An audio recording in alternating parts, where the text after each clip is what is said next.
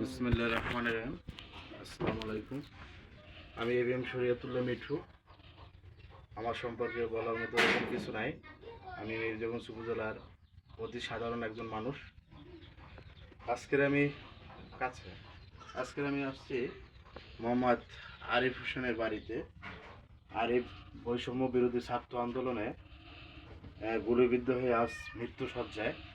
সে আজ মৃত্যুর সাথে পাঞ্জা লড়ছে। যারা মির্জাগঞ্জে সচেতন মানুষ আছেন, যারা ধনাঢ্য বিত্তবান আছেন, তাদের কাছে আমার অনুরোধ আরিফ হোসেনের পাশে দাঁড়ানোর জন্য। আমি মির্জাগঞ্জ উপজেলা স্টুডেন্ট ফোরামের পক্ষ থেকে আসছি।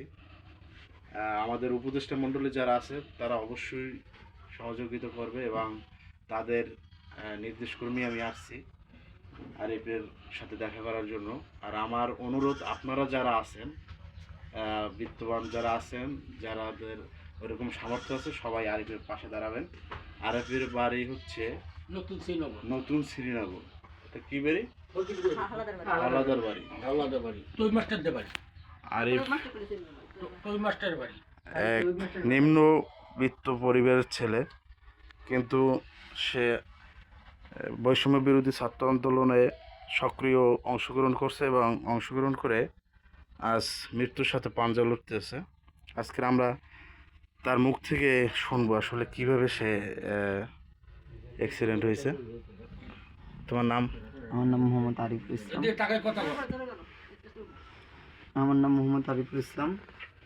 আমি আন্দোলন করতেছিলাম আপনার 18 তারিখ বৃহস্পতিবার থেকেই আন্দোলন করতেছিলাম। কোনো সমস্যা ছিল না। টিয়ার সেল, রাবার বুলেট এরকম টুকটাক খাইছি।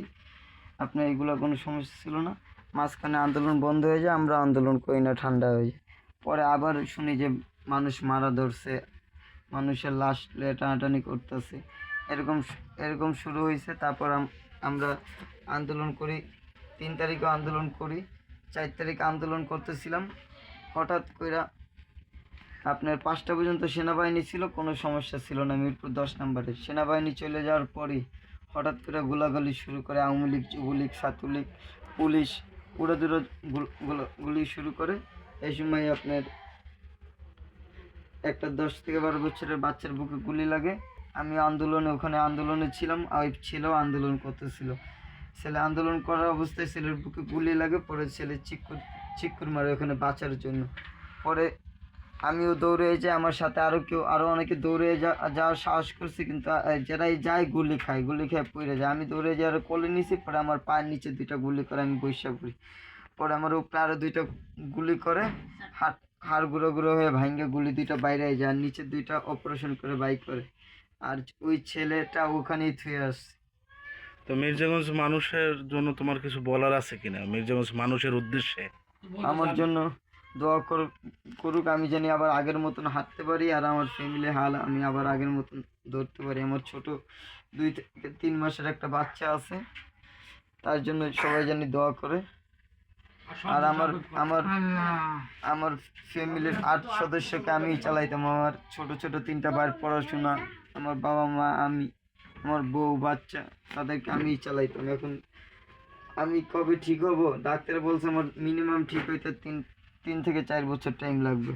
আমার যে এই রিংগুলো পরাইছে, এই যে উপরেরটা প্রায় 1 বছর লাগবে খুলতে, আর নিচেরটা খুলবে 6 মাস পর। তারপর আমার রগে এখনো 2টা ছিঁড়া আছে। এই রগের অপারেশন, ডাক্তার বলছে যদি রগ অটোমেটিক লাগিয়ে যায় তাহলে তো ভালো, আর না লাগিয়ে গেলে এই রগের অপারেশন করতে ডাক্তার বলছে সিঙ্গাপুর যাইতে হবে। উন্নত চিকিৎসার জন্য সিঙ্গাপুর যাইতে বলছে, তো আচ্ছা, আমাদের অনুরোধ থাকবে যারা বৈষম্য বিরোধী ছাত্র আন্দোলনে নেতৃত্ব দিচ্ছে তারা যেন আরিফের খোঁজ খবর নেয়, যেন সরকারের যারা বর্তমানে আছে তারাও যেন সরকারিভাবে সাহায্য সহযোগিতা করা হয়, কারণ এটা অনেক ব্যয়বহুল চিকিৎসা লাগবে। ডাক্তার বলছে 1 মাস পর যাইতে। বসেন আপনি আরিফের কি হন? তো এখন আরিফের কি বলছে ডাক্তারে? বলছে এখন 1 মাস পর নিয়ে যেতে বলছে, তারপর আবার 6 মাস 9 মাস পরে আবার অপারেশন। না আপনাদের আর অর্থনৈতিক কি অবস্থা? আপনাদের কি অর্থনৈতিক হাসপাতালে যাওয়ার মতো টাকা পয়সা আছে?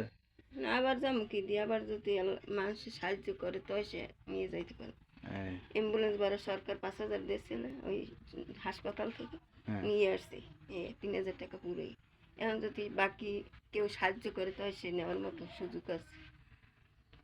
আপনাদের ওই রকম এখন কোনো অর্থনৈতিক অবস্থা নাই? ব্যবস্থা নাই। সরকারি চিকিৎসা না পেলে তো আমার ছেলে বাঁচাই নি, সমস্যা হইতো।